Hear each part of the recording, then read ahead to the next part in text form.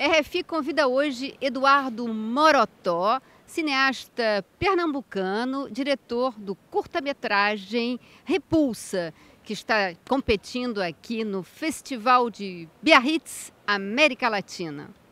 Olá, Eduardo. Olá, tudo bem? É um prazer estar com você aqui nessa bela cidade de Biarritz e com esse sol lindo. Pois é, o prazer é todo meu, eu que agradeço pelo convite.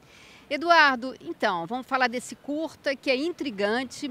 O curta, para começar, se passa num lugar imaginário, né? Serra da Onça, onde se encontra latifundiários terríveis e realmente uma situação de Casa Grande e Senzala de um Brasil arcaico.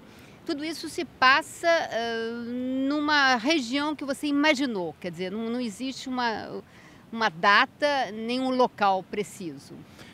Eu quis criar ali um universo que seria um microcosmo de uma realidade brasileira, né? Que o filme fala um pouco sobre esse ciclo criminoso da política brasileira que acontece desde a formação do Brasil, no sertão, no agreste, e o filme ali, na verdade, ele se passa na Zona da Mata, numa cidade fictícia, mas é um microcosmo sobre essa situação brasileira política de tempos em tempos que não se resolve.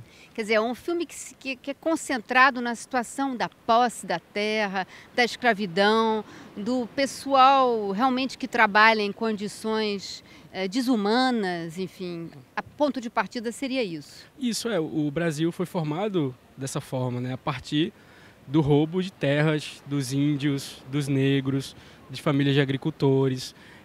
A riqueza desses latifundiários, desses facínoras e desse grupo do sertão, do interior, ele vem todo dessa prática, né? Que é a grilagem.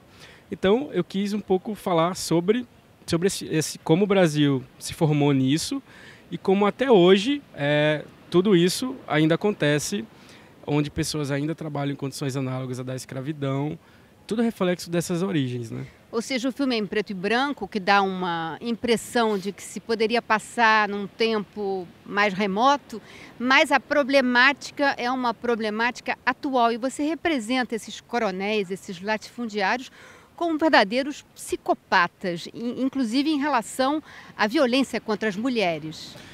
Exatamente. Na verdade, é como se fosse uma cidade. O filme se passa nos dias de hoje, mas numa cidade como se estivesse parada no tempo. E na verdade, esses grupos políticos, eles são muito cruéis, porque estatisticamente, no Brasil, ainda hoje há muitas chacinas de índios, de agricultores, ainda as taxas de feminicídio são altíssimas nessas regiões do Brasil onde o filme se passa. Como eu já falei, ainda há denúncias e condenações de pessoas que são submetidas a condições análogas à da escravidão, ou seja, eles são muito cruéis. E só existe porque há uma força e um poder muito, muito cruel, né, que faz com que isso não acabe. Repulsa já diz tudo isso, e a cena final é de uma violência incrível contra uma mulher, né, que trabalha, uma camponesa, que é a cena talvez que deu o nome a esse filme. Isso. A cena é como se fosse todos esses políticos, né, que praticando um abuso sexual da menina que eles roubam. Então a ideia era como se eles estivessem estuprando a pátria e o Brasil, como se o Brasil fosse sempre estuprado por esses políticos criminosos. A cena é um pouco uma metáfora disso. Sim, na metáfora das violações cometidas hoje no Brasil. Exatamente. E no Brasil, não sei se você sabe desse dado, mas parece que a cada menos de um minuto uma mulher é estuprada. Então, assim, também fala um pouco sobre isso, esse final. Você faz referência também no filme a um partido que se chama Partido do touro. Isso seria uma espécie de bancada do boi no Congresso Brasileiro? Uma bancada de latifundiários? Exatamente. Representa muito esses latifundiários do agronegócio, que é o agronegócio acima da coisa do humano, né? Então representa muito esses políticos do interior, do sertão, da zona da mata, que de alguma forma tá desmatando toda essa região, sabe? Que escravizam as pessoas para o enriquecimento próprio. E eu acho que esse símbolo do boi e tal representa sim um pouco essas figuras do agronegócio que são cruéis e que representam esses latifundiários, né? Eduardo, por fim, você está com um projeto de longa-metragem, já começou inclusive, A Morte Habita a Noite, que é um registro completamente diferente, inspirado em contos do Bukowski, é isso? Isso, é o meu primeiro filme mais longo, né, meu primeiro longa-metragem, que foi filmado no final do ano passado.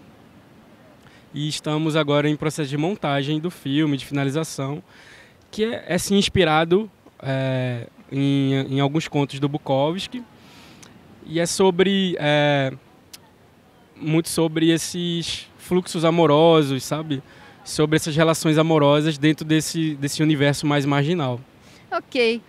Muito obrigada, então, Eduardo Morotó, por essa entrevista. Conversamos, então, com Eduardo Morotó, cineasta pernambucano, que apresenta o seu curta-metragem Repulsa, que concorre, então, ao prêmio de melhor curta-metragem nesse Festival Biarritz América Latina.